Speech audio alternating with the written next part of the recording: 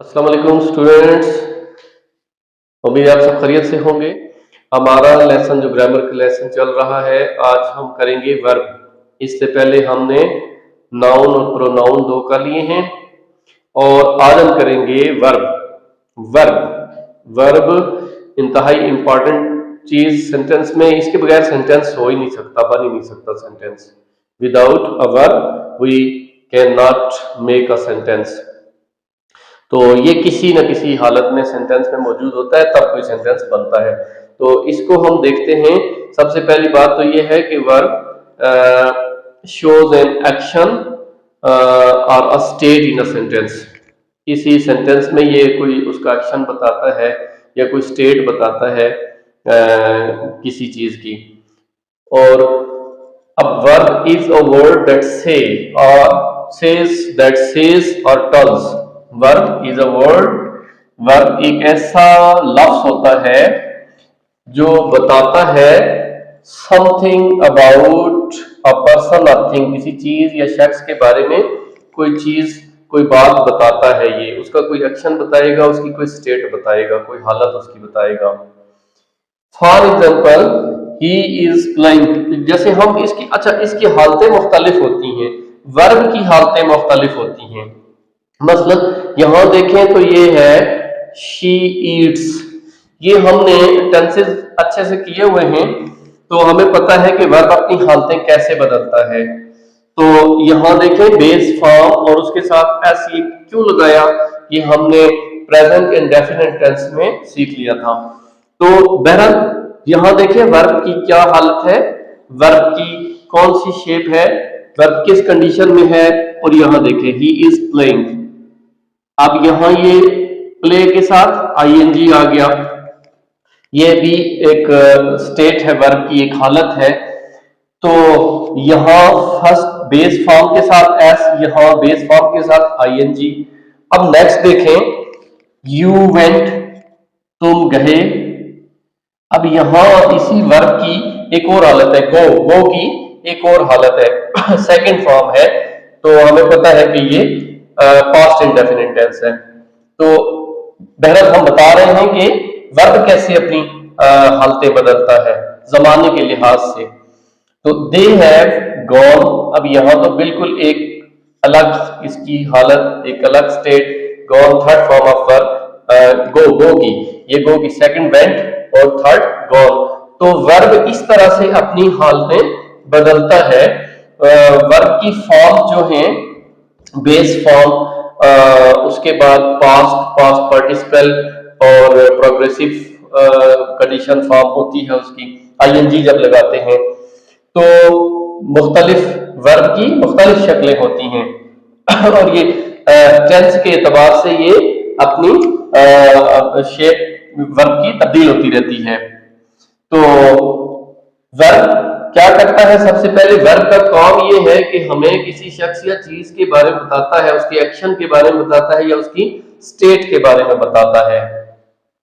जैसे यहां वर्ब बताता है शी ईट्स, वो खाती है। ही इज प्लेइंग, वो खेल रहा है। यू वेंट, तुम गए। दे हैव गॉन, वो जा चुके हैं। तो वर्ब ने हमें मुख्तलिफ हालतें बताई हैं। उसके बाद दूसरे होते हैं अब जो स्टेटिव वर्ब, ये किसी स्टेट और कंडीशन को बताते हैं। यहां देखिए एक्शन बताया गया है, इन सारे सेंटेंसेस में एक्शन बताया गया है। एक एक्शन जो सब्जेक्ट ने परफॉर्म किया, हमें वर्ब ने वो एक्शन बताया है कि किसने क्या किया क्या किया क्या किया। यहां पे स्टेट की बात होगी। स्टेट की क्या बात होगी, जैसे हम कहें कि ही इज अ बॉय। तो ये देखिए ये एक ऐसा वर्ब है जो हमें एक स्टेट बता रहा है। State about he, what is the state, to be a boy, the state of being a boy. तो यहां कोई एक्शन नहीं हो रहा है इस जुमले में, देखें एक्शन कोई नहीं हो रहा है, बस ये एक स्टेट हमें बता रहा है। अच्छा, उसके बाद मॉडल वर्ब हैं can, could, may, might etcetera, ये हमें पॉसिबिलिटीज, एबिलिटीज, परमिशंस वगैरह के बारे में बताते हैं। जैसे हम कहें ही कैन प्ले वेल, वो अच्छा खेल सकता है। तो ये ही कैन प्ले वेल उसकी ये एबिलिटी के बारे में बताता है कि he is able to play well, he has the ability to play well. इसी तरह कुड कैन के पास्ट के लिए इस्तेमाल होता है। अच्छा, उसके बाद ट्रांजिटिव वर्ब आते हैं। ट्रांजिटिव वर्ब जो है इसको ऑब्जेक्ट की जरूरत होती है। Transitive verb needs an object to complete its meaning, ये अपने माने मुकम्मल करने के लिए इसे एक ऑब्जेक्ट की जरूरत होती है। मसलन हम कहें she eats an apple, she eats an apple, she eats वो खाती है, क्या खाती है, एक सेब। She writes a letter. लेकिन इसके मुकाबले में जो इनट्रांजिटिव वर्ब्स होते हैं वो उन्हें ऑब्जेक्ट की जरूरत, दे डोंट नीड ऑब्जेक्ट। मिसाल के तौर पर ही स्लीप्स, अब इसको ऑब्जेक्ट की जरूरत नहीं है, ही स्लीप्स।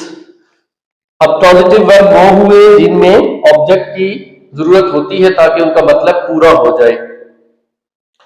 अब अगर ये यहां भी ये सेंटेंस होता है लेकिन फिर सवाल होता है कि क्या, तो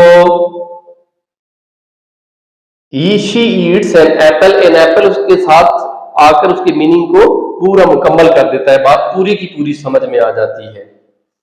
अच्छा, इसके बाद हमने इंट्रांजिटिव जो वर्ब होते हैं यहां पे हमें जरूरत नहीं होती ऑब्जेक्ट की, यानी बगैर ऑब्जेक्ट के बात मुकम्मल तौर पर समझ में आ जाती है। जैसे ही स्लीप्स का है, ही इज स्लीपिंग वो सो रहा है, ही हैज स्लेप्ट वो सो चुका है, बात मुकम्मल हो गई है। तो हमने वर्ब किया, वर्ब क्या है जी, verb shows an action in a sentence and without a verb we cannot make a sentence। तो ये एक एक्शन को शो करता है या कोई स्टेट बताता है, कोई कंडीशन बताता है। तो वर्ब और इसकी कुछ किस्में जो है वो हम जो हमारा अगला लेसन होगा वो होगा errors in the use of verb. तो वर्ब के इस्तेमाल में जो गलतियां होंगी उसके बारे में अगला लेसन होगा हमारा।